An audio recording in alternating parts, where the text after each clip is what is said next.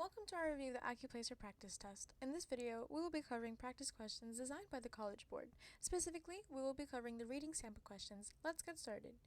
Before we begin, we want to cover the 4 broad knowledge and skill categories that students will be assessed on. These include information and ideas, reading closely, determining central ideas and themes, summarizing and understanding relationships, rhetoric, analyzing word choice rhetorically, analyzing text structure, analyzing point of view, analyzing purpose, and finally, analyzing arguments. We will also be assessed on synthesis, which is the analyzation of multiple text, and vocabulary. So here we're given the directions for questions 1 through 18. It says, read the passages below and answer the questions based on what is stated or implied in the passages and in any introductory material that may be provided. Tip: before reading the passages, it's advised that you glance over the questions first so you keep a mental note of what answers you're looking for as you read. So let's begin by reading this first passage. In this passage, an amateur theater group called the Laurel Players is putting on its first production. The players, coming out of their various kitchen doors and hesitating for a minute to button their coats or pull on their gloves, would see a landscape in which only a very few old weathered houses seemed to belong. It made their own homes look as weightless and apparent, as foolishly misplaced as great many bright new toys that have been left outdoors overnight and rained on. Their automobiles didn't look right either, unnecessarily wide and gleaming in the colors of candy and ice cream, seeming to wince at each splatter of mud. They crawled apologetically down the broken roads that led from all directions to the deep, level slab of Route 12. Once their cars seemed able to relax in the environment all on their own, a long bright valley of colored plastic and plate glass and stainless steel, King Cone, Moby-Glass, Shopamora, eat. But eventually they had to turn off one by one and make their way up the winding country road that led to the Central High School. They had to pull up and stop in the quiet parking lot outside the high school auditorium. "Hi," the players would shyly call to one another. "Hi, hi," and they'd go reluctantly inside, clumping their heavy galoshes around the stage, blotting their noses with Kleenex and frowning at the unsteady print of their scripts. They would disarm each other at last with peals of forgiving laughter, and they would agree over and over that there was plenty of time to smooth things out. But there wasn't plenty of time, and they all knew it, and a doubling and redoubling of the rehearsal schedule seemed only to make matters worse. After the time had come for what the director called really getting this thing off the ground, really making it happen, it remained a static, shapeless, inhumanly heavy weight. Time and time again they read the promise of failure in each other's eyes, in the apologetic nods and smiles of their parting, and the spadic haste with which they broke for their cars and drove home to whatever older, less explicit promises of failure might lie in wait for them there.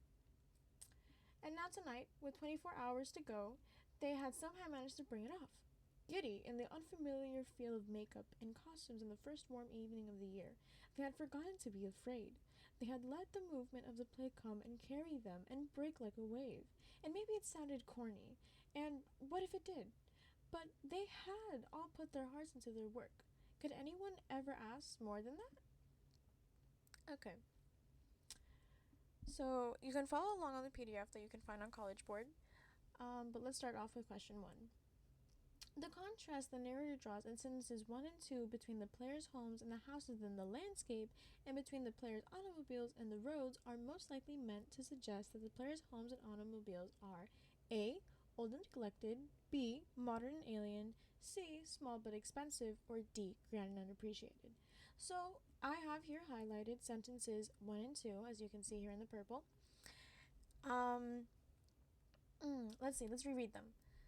The players, coming out of their various kitchen doors and hesitating for a minute to button their coats or put on their gloves, would see a landscape in which only a very few old, weathered houses, let's highlight that, old and weathered houses, seemed to belong, made their own home looks as weightless and apparent, as a foolishly misplaced as great many new bright toys that had been left outdoors overnight and rained on. Their automobiles didn't look quite right either, unnecessarily wide and gleaming in the colors of candy and ice cream, seeming to wince at each splatter of mud. They crawled apologetically down broken roads that led all the directions to the deep, level slab of Route 12. Okay, so from these two sentences, we're getting a lot of information about the players' homes and the houses in this landscape. So we can obviously tell that they are not old and neglected, because it says here, would see a landscape in which only a few very old weather houses seem to belong, making their own homes look as weightless and impermanent. Here we are looking at a contrast. This first sentence gives a contrast between the landscape of the old homes and the players' new homes. So we can already cross out A. B. Modern and alien. From the second sentence, where it says that the automobiles are unnecessarily wide and gleaming, gleaming usually means shiny, something very bright, that's going to hinting to more modern.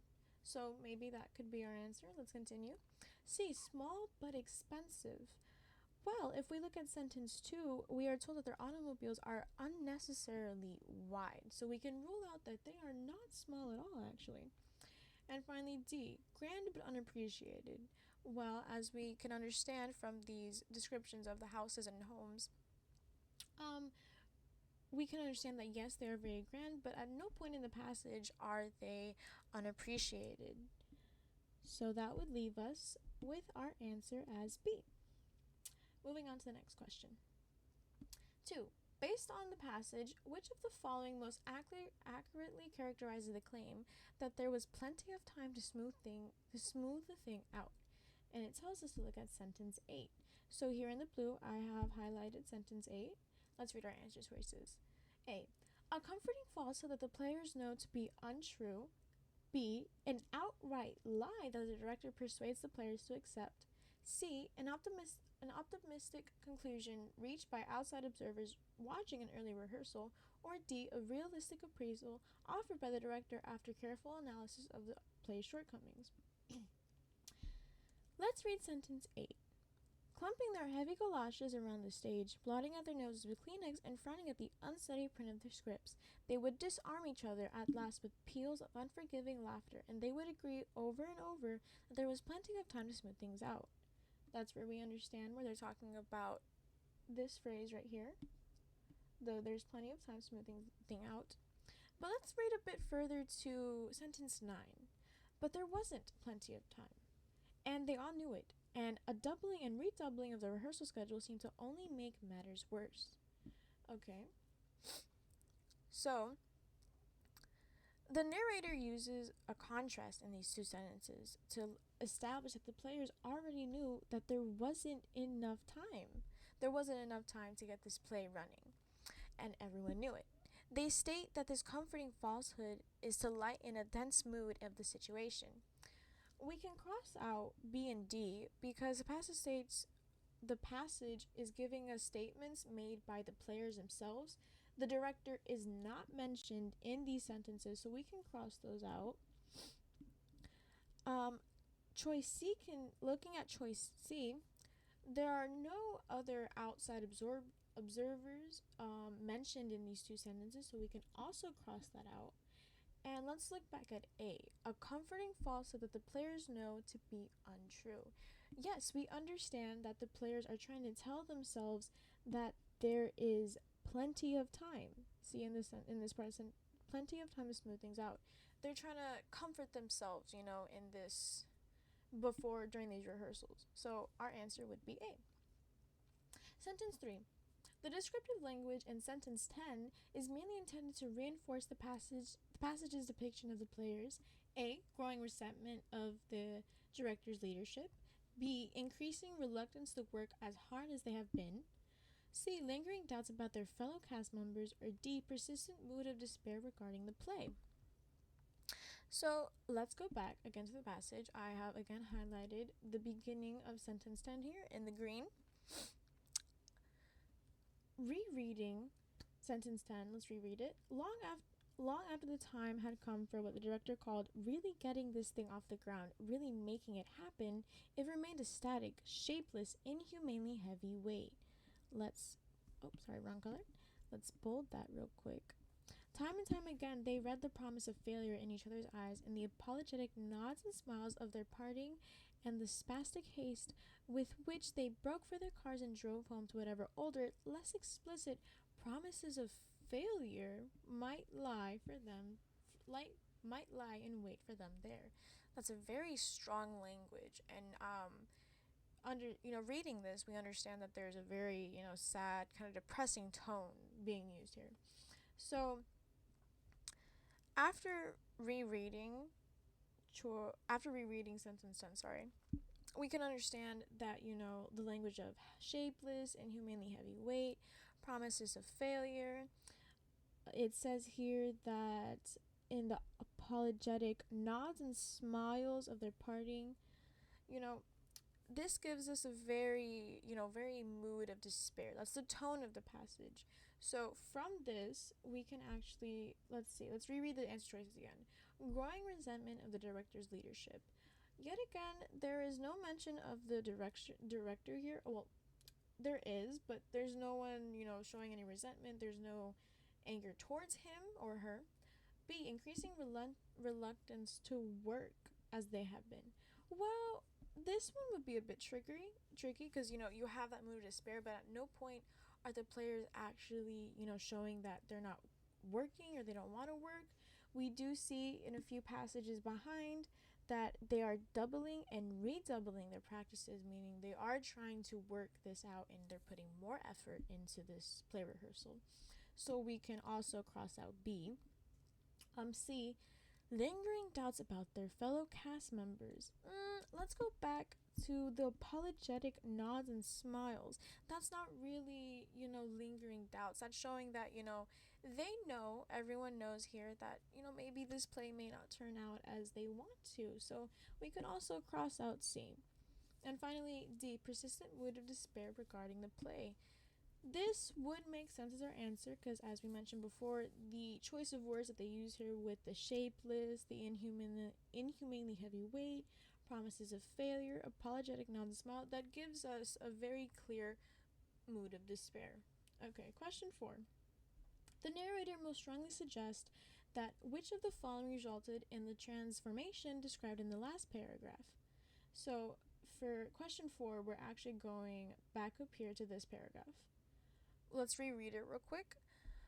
And now tonight, with 24 hours to go, they had somehow managed to bring it off. Giddy in the unfamiliar feel of makeup and costumes, on this first warm evening of the year, they had forgotten to be afraid. They had let the movement of the play come and carry them and break like a wave. And maybe it sounded corny, and what if it did? But they all had put their hearts into their work. Could anyone ever ask for more than that? Okay, let's go back to question 4. So, the narrator most strongly suggests that which of the following resulted in the transformation described in the last paragraph. Let's read the answer choices. A. The change in time of day during which the rehearsals were being held. B. The greater frequency with which rehearsals were being scheduled. C. The shift in the director's style from strict to more forgiving. Or D. The break in routine occurring the day before the first performance. Okay, let's use process of elimination for this question right here. Choice A. The change in time of day during which rehearsals were being held. This answer choice doesn't make any sense here because at no point in the passage are we told about the time of day that the rehearsals are being held, nor are we given a schedule, so we have no evidence to back that one up. B. The greater frequency with which the rehearsals were being scheduled. Let's look back at question 9 actually. In this sentence right here, it says there was plenty of time and they all knew it, and doubling and redoubling of the rehearsal schedule only seemed to make matters worse. So we're actually told that because they practiced more and more, it made their play worse. So we can already cross out B. Choice C. Choice C also has no evidence like choice A because there is no point where the passage talks about the director's style, or do they really talk a lot about the director, so we can cross out C. And answer choice D. The breaking routine occurring the day before the first performance. We know that the players did not benefit from these numerous rehearsals, and the narrators explain how they suggested a break time for the players to feel more giddy in the unfamiliar feel of makeup and costumes. We understand that from this break, the players felt more at ease with the play and they put their hearts into their work. And we end up having a very nice rehearsal, or play, sorry. And that is our answer for number 4. Let's move on to the next page. We have a new passage. Okay, we are given 2 passages here. Let's read them. Passage 1. Green Bank, West Virginia is a tech-savvy teenager's nightmare. In this tiny town in Pocahontas County, population 143, wireless signals are illegal. No cell phones, no Wi-Fi, no radio, no Bluetooth, no electronic transmitters at all. You're not even allowed to cozy up to an electric blanket. The remote town is smack in the center of National Radio Quiet Zone, a 13,000 square mile stretch of land designated by the Federal Communications Commission to protect 2 government radio telescopes from human-made interference. The rules are most strict in Green Bank, so strict that a police officer roves the streets listening to forbidden wireless signals. It is necessary, though. The town is home to the Green Bank Telescope, the largest steerable radio telescope in the world, and arguably our most powerful link to the cosmos. Scientists there listen to radio energy that has journeyed light years, unlocking secrets about how the stars and galaxies are formed. A rogue radio signal could prevent potential discoveries that could answer big questions about how the universe ticks. Wow, that's really interesting. Radio telescope. Okay, let's look at passage 2. Lawnmowers seem to have little in common with astronomy, but they are keeping astronomers at the National Radio Astronomical Observatory up at night. A new type of robotic lawnmower has been proposed that uses beacons to train the lawnmower to stay within property lines. The beacons placed around the yard transmit at the same wavelength that interstellar molecules astronomers study to understand how stars form. Humans wouldn't notice the tiny amounts of energy given off by the beacons, but the Green Bank telescope, the size of a football stadium, is so sensitive it can detect the energy given off by a snowflake as it melts. Wow. By simply mowing the lawn, a homeowner runs the risk of interfering with one of our greatest tools for studying the universe. The manufacturer of one lawn bot requested a waiver to operate within the National Radio Quiet Zone. Astronomers countered with the suggestion that the beacons be reprogrammed to transmit at another wavelength not emitted by interstellar molecules. Alternatively, astronomers want global positioning system (GPS) devices added to each lawn bot to prevent them from operating within the quiet zone. Oh wow, that's really interesting. Okay, so let's look at our questions. The main purpose of the last paragraph of passage 1 is to offer A. Criticism, B. Justification, C. Exemplification, or D. Comparison. Let's zoom out a bit. So it's asking us to look at the last paragraph of passage 1. Okay, so from this last paragraph, we see a lot of vocabulary such as, let's see, it is necessary though. Oh, that's a very big one. Necessary. And let's see, what else do we have here? The largest steerable radio telescope in the world, arguably our most powerful link to the cosmos. Wow. Let's see, what else? A rogue signal could prevent potential discoveries.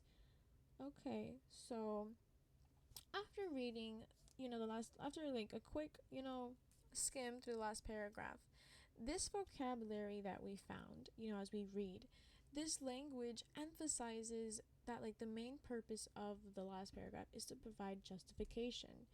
There is no criticism in this paragraph. We can cross that one out. Comparison, we're not comparing anything yet here. And exemplification, we're not being given examples about the Green Bank telescope. We're being told that it is necessary to have this type of technology, and that it a rogue radio signal could prevent. That's a very big word here. Necessary and prevent. So we can choose B as our answer. Okay. Question 6. Which conclusion can be reasonably be drawn about the status of the lawn bot issue at the time of writing of passage 2? A. The manufacturer has received a waiver to operate within the national radio quiet zone. B. The manufacturer has changed the wavelength at which the Lombot beacons can transmit. C. Astronomers have succeeded in getting GPS divided added to their Lombot. Or D. The manufacturer and astronomers have yet to solve the conflict. So let's use the process of elimination here for this question. Beginning with choice A, the passage states that the manufacturers requested a waiver, but the passage does not give us any evidence that the manufacturer ever received a waiver. So we can cross this choice out. Let's look at choice B. Choice B, the manufacturer has changed the wavelength at which the Lombot beacons transmit. Again, we have no evidence. There's nothing in either passage that tells us, there's nothing in passage 2 that tells us that they have reprogrammed these robots. Let's look at C. Astronomers have succeeded in getting GPS devices added to each Lombot. Just like our first two answers, passage 2 does not tell us anything about if these Lombots were redesigned, if the new features were added to them to fit the astronomers' wants. So again, we can cross that out. D. The manufacturer and the astronomers have yet to resolve their conflict. We can choose this answer because at the end of the day, passage 2 does not give us any information of whether or not the astronomers or the creators of Lombot have come to an agreement. So we can conclude that the manufacturers and astronomers have yet to resolve their conflict. Okay, let's look at question 7. Which choice best describes the relationship between the two passages? A. Passage 1 mainly discusses the National Radio Quiet Zone in general, while Passage 2 mainly discusses a particular threat to the zone's integrity. B. Passage 1 focuses on the Green Bank of West Virginia, while Passage 2 focuses on the National Radio Quiet Zone surrounding the town.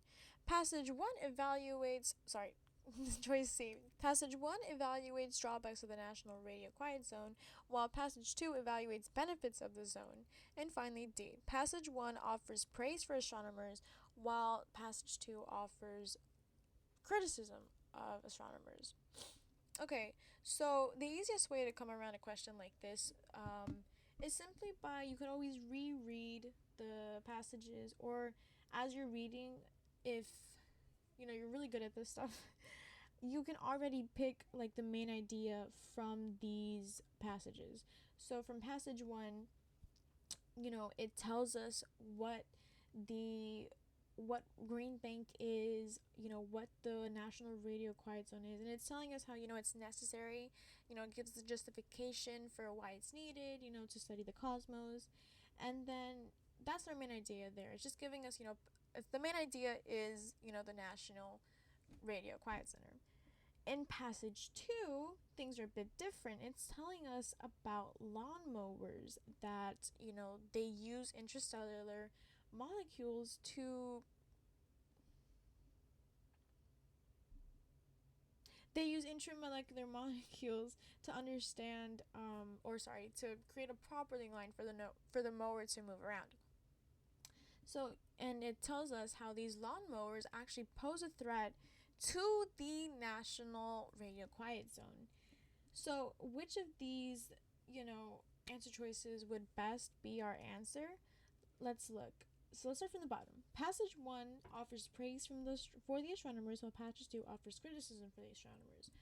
This is incorrect, actually, because there is no praise in Passage 1, and in Passage 2, there is not criticism. It just tells us that the astronomers are fighting for these Lombots to not have the same technology as their radio quiet zone. So we can cross that out.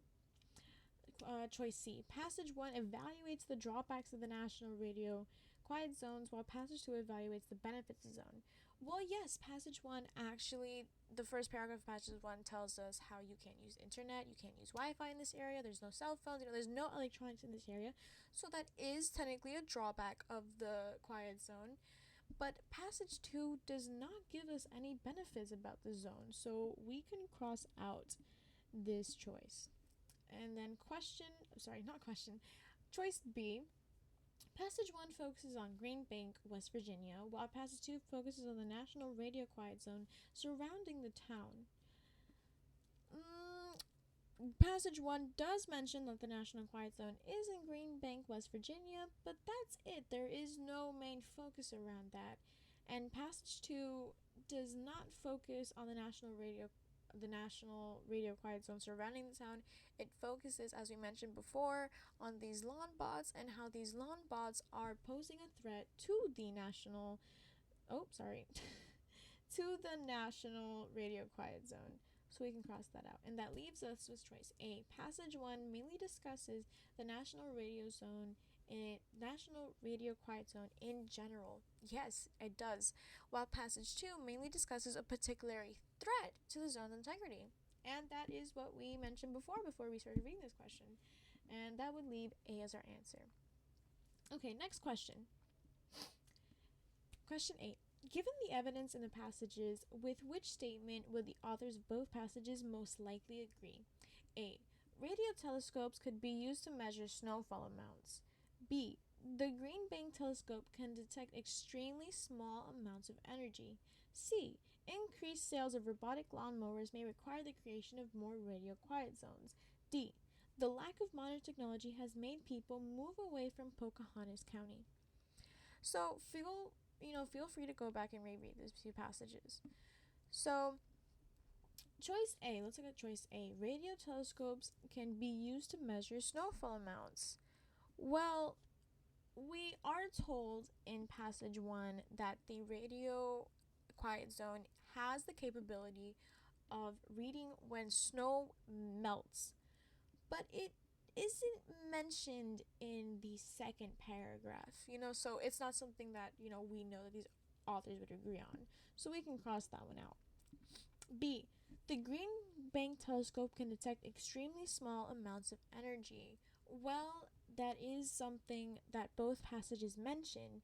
We understand in the first one we talk about the snow melting, yes, and in passage 2, the lawnmowers have an the snowflake thing was mentioned in passage 2. The passage 1 really, forces the idea that any, electronic or any, electricity, any signals can be detected by this radio. The snowflake thing was in passage 2, my bad.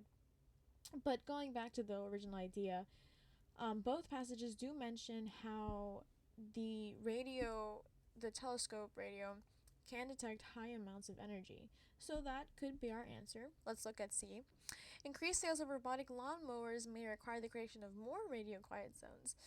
Ooh, that one is a clear no, because we understand that this radio quiet zone is actually, preventing the manufacturers from, being able to use their lawn bots. Indeed, the lack of modern technology has made people move away from Pocahontas County. So Pocahontas County is the county that's mentioned in passage 1, where they tell us that this is where the National Radio Quiet Zone is located. There is no point in any passage that they mention any more information about this county, nor do they tell us that people are moving away. So that leaves us with choice B as our answer.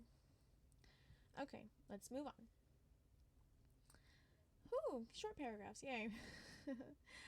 Okay, let's start reading. Actually, let's change our pen color to purple for these last few pages.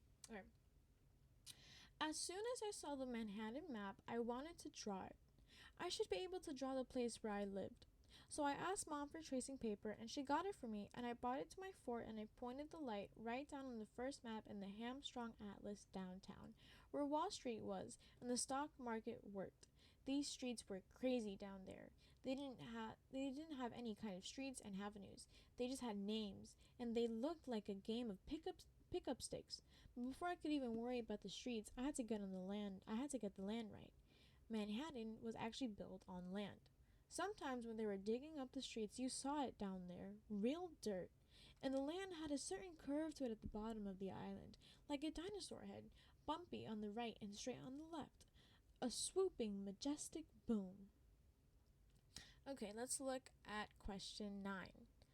In the passage, the use of crazy, dinosaur head, bumpy, straight, and swooping serve mainly serve mainly to emphasize the A. narrator series approach to map making, B. narrator's frustration with drawing, C. Irregular irregulatory irregularity irregularity of downtown Manhattan, D. ways in which a landscape can change over time.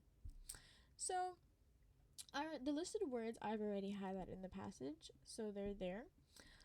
The words do not, they're not talking about the narrator's approach to map making. That's not the case here, so we can cross that out. The narrator's frustration with drawing, well, no, he's using these words more to describe downtown Manhattan. So if we look here, C, irregularity of downtown Manhattan, that would be our answer choice because he is talking about how Manhattan goes, it's very crazy and it's a dinosaur head, and that's very like wow, bizarre. So we can circle C as our answer. And if we want to look at D, ways in which the landscape can change over time. While this is true, this would be our distractor for this question because we have to focus more on what context these words are being used. So we can cross out D2. Okay, let's move on to the next passage. The life of Edith Wharton is not an inspirating rags to riches saga, nor is it a cautionary tale of riches to rags. Riches to riches, rather. Born Edith Newbold Jones in January of 1862 into one of the leading families in New York, the author maintained multiple establishments and traveled in the highest style, with a host of servants, augmenting her several inheritance by writing best-selling fiction. In the Depression year of 1936, when $2,000 was a good annual income, her writing earned her $130,000, much of it from plays adapted from her works. Yet her well-padded, especially sponsored life was not an easy one. The aristocratic social set into which she was born expected its women to be ornamental, well-sheltered, intellectually idle agents of their interwoven clans, whereas Edith was an awkward, red-haired bookworm and dreamer, teased by her two older brothers about her big hands and feet, and out of sympathy with her intensely conventional mother, nee Lucietta Stevens Rhinelander, a mother-daughter disharmony that ranked in Edith's fiction to the end. Let's read the question that goes with this. It's up here. Question 10. Which choice best describes the overall structure of the passage? A. Biological incidents are recounted chronologically. B. The author's life is connected to various themes in her work. C. The works of two authors are compared and contrasted. Or D. A list of advantages followed by a list of disadvantages. Okay, so the passage that we read provides us first with a list of advantages of Wharton being born into a very, lavish lifestyle, as she was born into one of the leading families of New York. The passage then goes on to list several luxuries Wharton experienced. Towards the end of the passage, though, we read a lot of disadvantages of how, she was forced into this culture that was very ornamental, that women were supposed to be well sheltered, very old in age, where women were, disregarded. So, let's look back at our answer choices.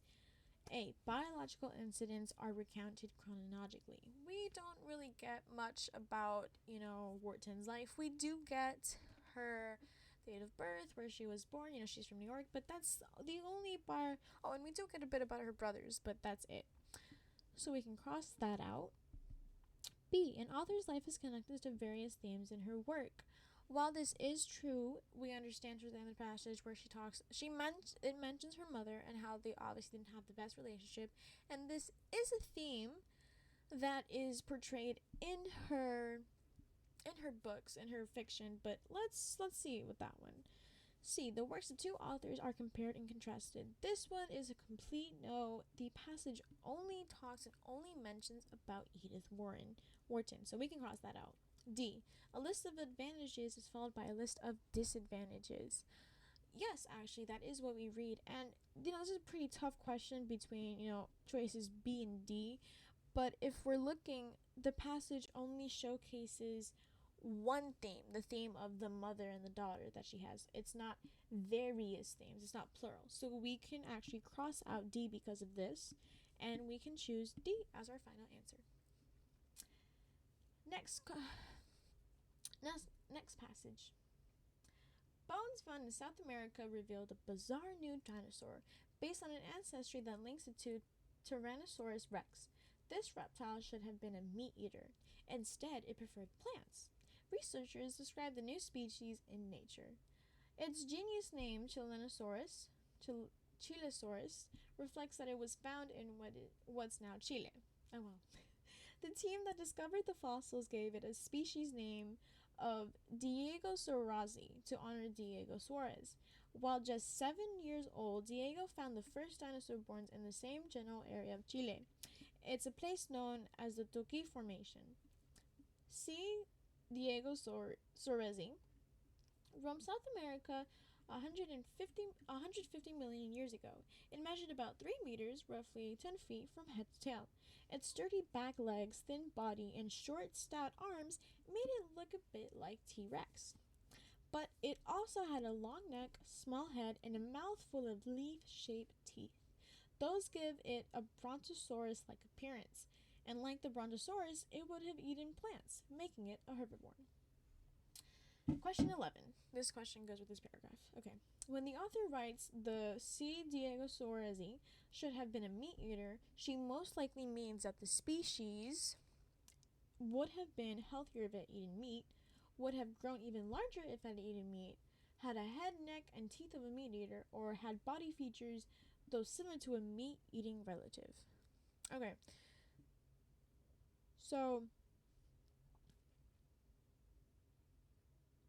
we're looking at the passage, it gives us a lot of statements about the dinosaurs and the features about this dinosaur, and it tells us that it had, let's see, where is it? It said that, it had a body very similar to the T-Rex, and we know that the T-Rex, a little background information that, T-Rex was a meat-eating dinosaur. So, if we're looking at this question right here, answers A through C answers A and B can be already crossed out immediately because it's not telling us if this dinosaur would be healthier. We only know that's a herbivore, but we don't know if this diet was, the best for this dinosaur. It just wanted to eat vegetables.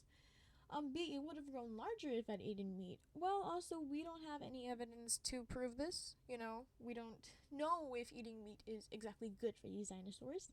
C, the head, neck, and teeth of a meat eater. And D, had body features similar to those of its meat-eating relative. Well, these two are very similar, but we can obviously tell that D is the better answer choice here because, we are told that, it did look a bit like the T-Rex. It mentions that it's possibly related or some long lost relative of the T-Rex. So you would assume that because it's somewhat related to T-Rex, it's a meat-eating dinosaur.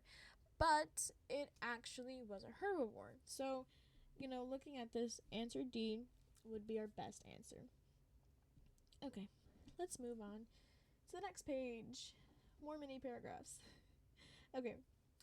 The first album that singer Li Wang first bought as an adolescent was the Beastie Boys' License to Ill.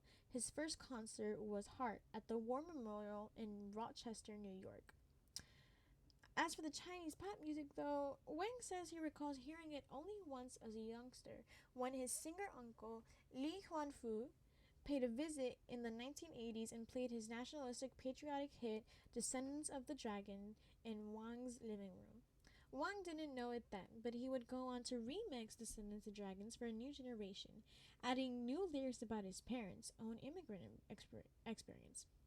Over the last decade, Wang's songs have frequently emphasized his dedication to and pride in his Chinese heritage, themes that reflect his personal journey and have a powerful commercial appeal, particularly on the mainland.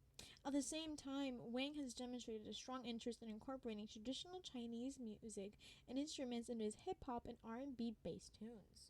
Wow, that sounds really interesting. I'll get into that. Okay, question 12. The second paragraph marks a shift in the passage from a discussion of Li Huam's wings, A. Family members to Li Huam Wang himself, B. Early musical influences to his later musical career, C. Interest in the United States to his interest in China, or D. Fondness for pop music to his fondness to traditional music. Okay, so let's break down the passage a bit here. So, in the first paragraph of this passage, it talks about, Wang's early musical influences, how he was exposed to Chinese pop, through his uncle. But, he also liked things of like Beastie Boys, and he went to a concert for The Heart. So it's telling us about, his early, his first album, his first time hearing Chinese pop. It's his early musical influences and how he lacked this Chinese pop because he only heard it once. So the second paragraph, it talks about his later work, how he remixed The Descendants of Dragons and how he incorporated Chinese music and R&B based tunes to make his own hip hop music.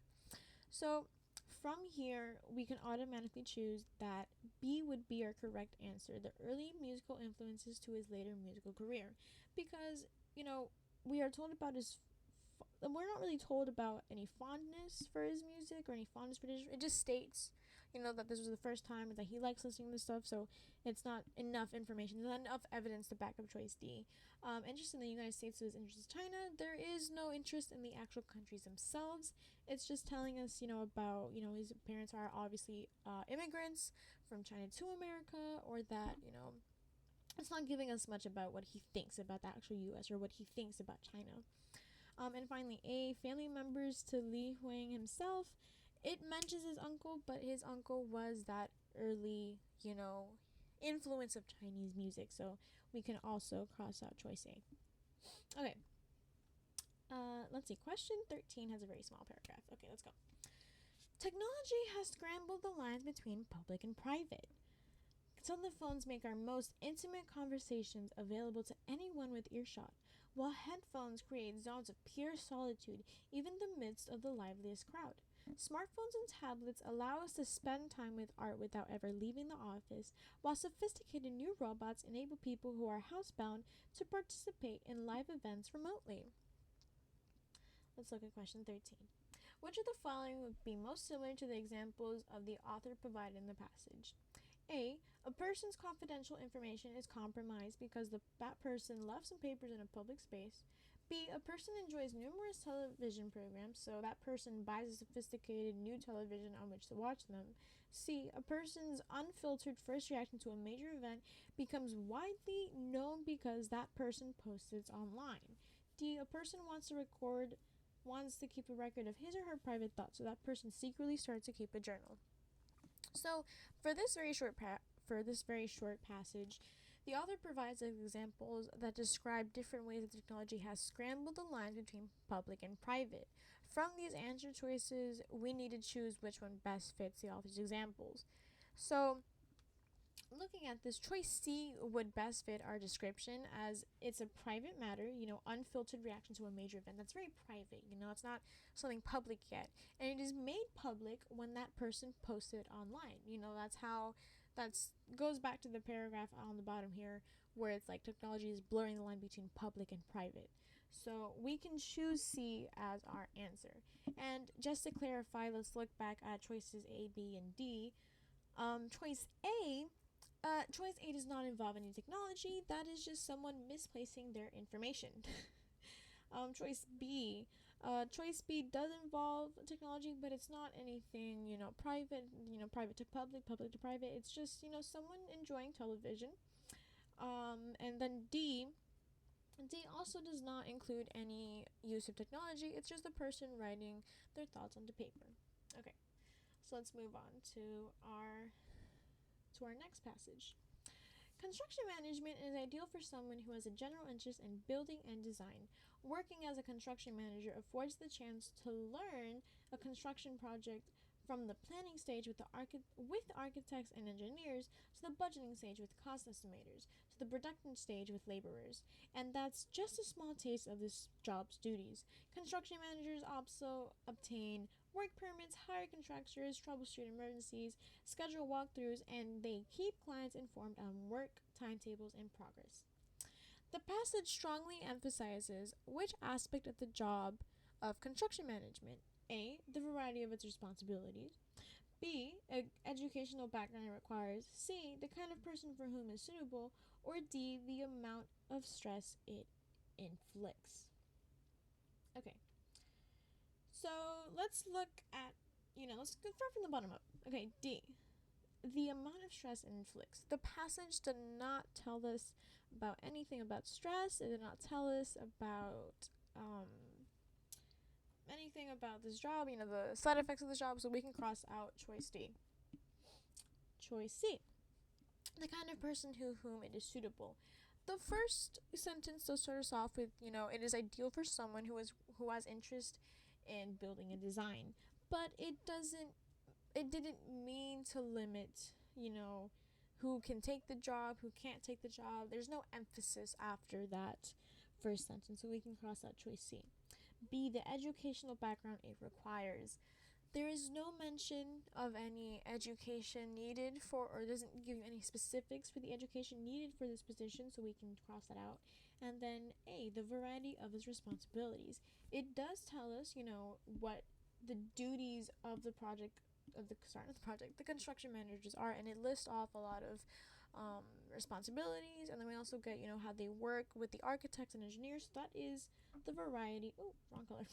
That is the variety of its responsibilities. Okay, let's move on to the next page.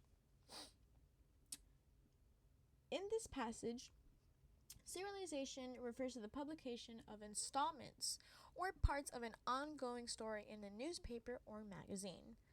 The Pickwick Papers, 1836-7, wasn't the original serialized novel. The format had existed for at least a century prior, but it was the work that truly popularized the form.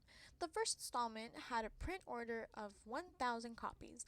By the time the final entry is published, circulation had reached 40,000. Buoyed by the success of Pickwick, Charles Dickens serialized his work for the rest of his career, and scores of other notable Victorian novelists joined the publishing craze. William Makepeace, Thackeray's Vanity Fair, Wilkie Collins' The Woman in White, and Arthur Conan Doyle's Sherlock Holmes stories all emerged as serials. Old and new magazines such as Blackwood's and Household Words competed for established and emerging voices. The constant influx of unresolved plots and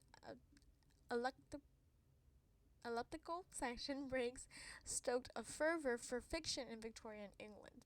It wasn't until book production became cheap and easy, and new mediums such as radio arose to fill leisure time, that serialization slowly shriveled away.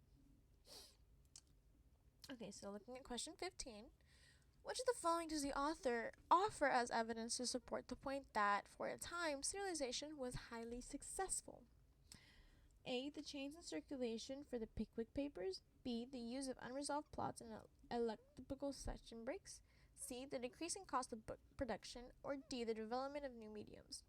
So the question here is asking us, for evidence to support the main idea. The main idea that serialization was highly successful. So in choice A, the author of the passage does state that the circulation for Pickwick Papers increased its popularity. That is a given. That is a given fact that is told to us in passage A. Choice B, the use of unresolved plots and elliptical I can't say that word. Elliptical section breaks. It does not relate to the main idea of this passage, as the passage states that these were features that were used in serialized novels, so we can cross that out. Okay, C, the decrease in book production.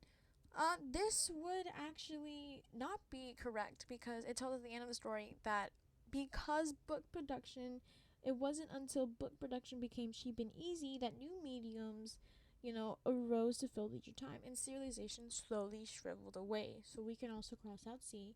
And finally, D, the developments of new media such as radios. In the same sentence, it tells us that, the new mediums of radio also caused serialization to shrivel away. So that leaves us with choice A as our correct answer. Okay, another short one. Yay! The neighborhood of Harlem in the 20s offered a cultural richness that made everything seem possible. Jervis Anderson, writing in The New Yorker in 1981, noted, Harlem has never been more high-spirited and engaging than it was during the 1920s. Blacks from all over America and the Caribbean were pouring in, reviving the migration that had abated towards the end of the war. Word having reached them about the city in the heart of Manhattan that blacks were making their own. Okay, let's look at question 16. Based on the passage, Anderson puts city in quotation marks most likely to A. Introduce irony into his writing, B. Signal a non-literal usage, or C. Mark a citation of another author, or D. Indicate the inclusion of a dialogue. Wonderful, another easy question for us. Okay, so looking back at the passage, looking back, let's scroll back. We are told that the neighborhood of Harlem, and it is the heart of Manhattan. Okay, that's very, very nice words there to describe this wonderful city, heart of Manhattan. But then, he refers to, he puts city in quotation marks, right here. Here we have it. Okay. So from this, we can understand that he's using city in a non-literal context because from the get-go, it tells Harlem is a neighborhood in the city of Manhattan. So let's go back to our question, sir. Okay. So A, introduce irony into his writings. He is not using any irony here. That's not existent here.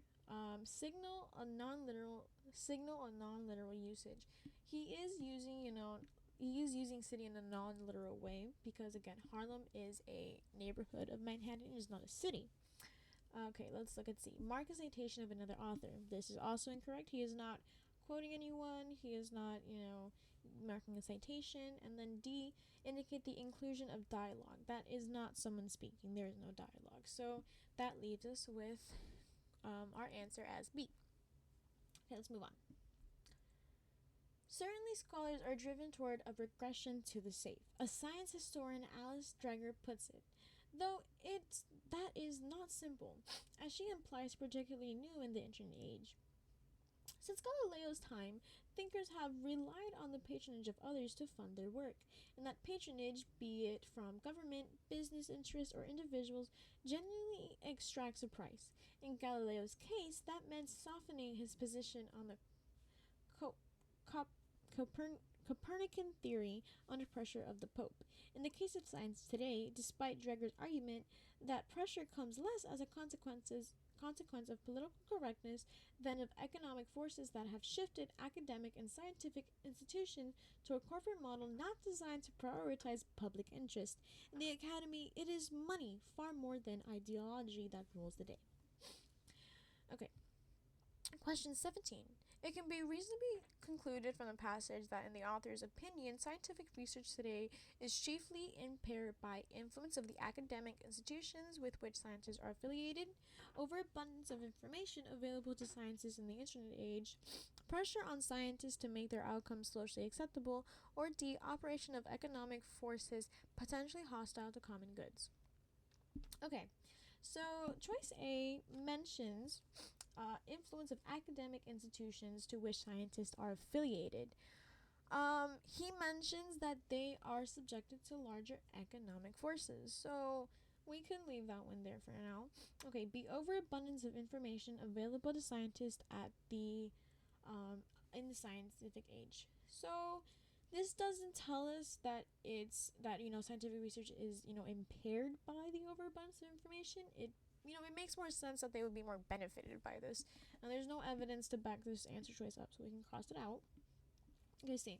Pressure on scientists to make their outcomes socially acceptable. While it does talk about politics, there's no real mention, political correctnesses. It's not impaired. it is an impairment mentioned by Alice Dreger and not the author themselves. We're looking for the author's opinion. The author quotes Alice Dreger, so this is not, something that the author is saying, right up. They're quoting someone else, sorry. Okay, D. Operation of economic forces potentially hostile to the common good. This answer choice would be the best because at the end of the passage we see that it is money far more than ideology that rules the day. So they're telling us that because of these economic means that they're being faced with, it kind of impairs their research. While choice A would be a bit of a distractor here, it's we can obviously choose D as our correct answer. Okay, let's move on. Okay, question 18. Sherry Turkle of Massachusetts Institute of Technology has been writing about human-technology interactions for the past 3 decades. She has become increasingly wary of the capacity of online spaces to fulfill us in the ways we seem to want them to. According to Turkle, part of the problem with the internet is that it encourages self-invention. At the screen, she writes in Alone Together 2011, you have a chance to write yourself into the person you want to be and to imagine others as you wish them to be, constructing them for your purposes. It's a seductive but dangerous habit of mind. Okay. Question 18. The main purpose of this passage is to evaluate conflicting assessments, B. Present a sharp critique, C. Propose a necessary remedy, or D. Provide background details. Okay, so here we have a main idea question. After reading the short passage, we can go back and start eliminating the answer choices that don't make sense. So we can cross out choice A because the passage only gives us Turkle's assessment. It doesn't give us plural assessments. Choice B doesn't make sense because, we are reading about Turkle's critique on the internet. So we'll go back to this one. We'll mark this one as a maybe. And we'll go back to that one. Choice C does not make sense because, like our explanation in choice A, the passage only provides us with a critique. We are not given a remedy to the internet, so we can cross that one out. And D. D is too broad. Yes, the passage gives us background details on Turkle, but the passage mainly focuses on Turkle's critique. So it's not, we're not given, background on why we're given background on why the internet is bad, and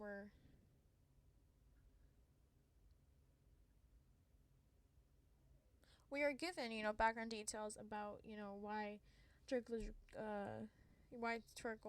is, is, opposing the internet, and, that she's from Massachusetts Institute of Technology, but that's really it. It's not really supporting, or that's not the main purpose of this, passage right now. So that leaves us with choice B. The main purpose of this passage is to present a sharp critique. Okay. So for questions 19 and 20, we are given a new set of directions. Okay. The following sentence has a blank indicating that something has been left out. Beneath the sentence are 4 words or phrases. Choose the word or phrase that, when inserted in the sentence, best fits the meaning of the sentence as a whole. Let's look at question 19. Deciding that none of the nominees was blank the award, the film committee began reviewing a new group of candidates with better qualifications. Okay, this question is a bit more simple. As for these questions, you can simply plug in the answer choices and see which one best fits. Okay, let's start off. Deciding that none of the nominees was known for the award, the film committee began reviewing a new group of candidates with better qualifications. That one didn't feel too natural. It doesn't sound natural, nor is it grammatically good.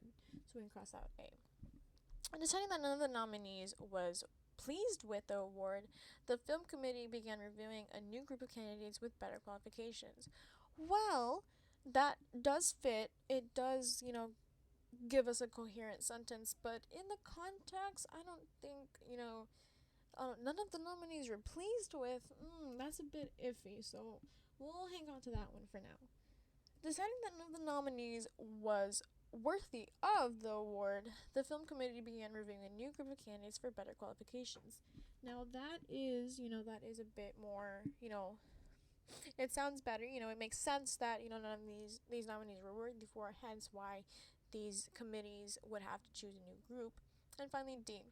Deciding that none of the nominees was interested in the award, the film committee began reviewing a new group of candidates with better qualifications. Let's see. Again, with B and D are very similar here, so let's look.